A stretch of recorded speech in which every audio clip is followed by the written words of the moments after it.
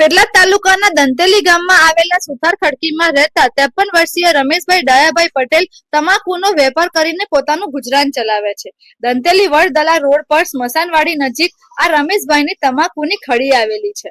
આ રમેશભાઈ ગત રોજ રાત્રિના સમયે પોતાની ખડીમાં આવેલી ઓફિસમાં જ સૂઈ ગયા હતા. મોડી રાત્રે તેઓ ઘસઘસાટ ઊંઘમાં હતા તે વખતે 4 ઈસમો લોખંડની જાળીનો દરવાજો ખોલી ઓફિસની અંદર ઘૂસ્યા હતા.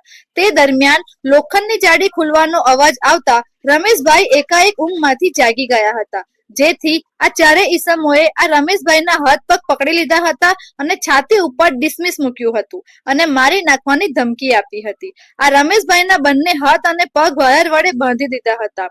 જે બાદ એક ઈસમે રમેશભાઈના મારા ગળાની પાછળ ભાગે કોઈ હથિયાર મૂક્યું હતું અને બહાર હમ 3 લોકો ખતમ કરકે આયે હે, અગર તું ચિલ્લાએગા તો તુજે ભી ખત્મ કર દેંગે તેમ કહીને મોઢામાં ડૂચો મારી દઈ રૂપિયા ક્યાં મૂક્યા છે તેમ પૂછ્યું હતું.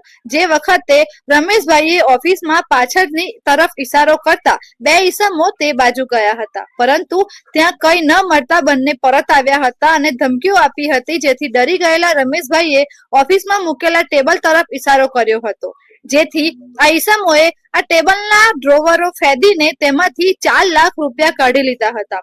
તેમજ ટેબલ ઉપર પડેલો રમેશભાઈનો મોબાઈલ પણ લઈ લીધો હતો.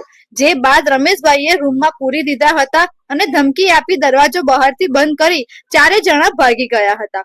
જે પછી રમેશભાઈ મહા મહેનતે પોતાના બાંધેલા હાથ પગ છોડ્યા હતા અને લાતો મારી દરવાજો તોડી બહાર નીકળ્યા હતા. મજૂરોને ઉઠાવ્યા હતા અને સઘળી હકીકત જણાવી હતી. બીજી બાજુ આ ઘટનાને પગલે રમેશભાઈનું બીપી લો થઈ ગયું હતું, જેથી નજીકની હોસ્પિટલમાં સારવાર કરાવ્યા બાદ આ રમેશભાઈ ડાયાભાઈ પટેલે પેટલાદ રૂરલ પોલીસ મથકમાં ફરિયાદ નોંધાવી હતી.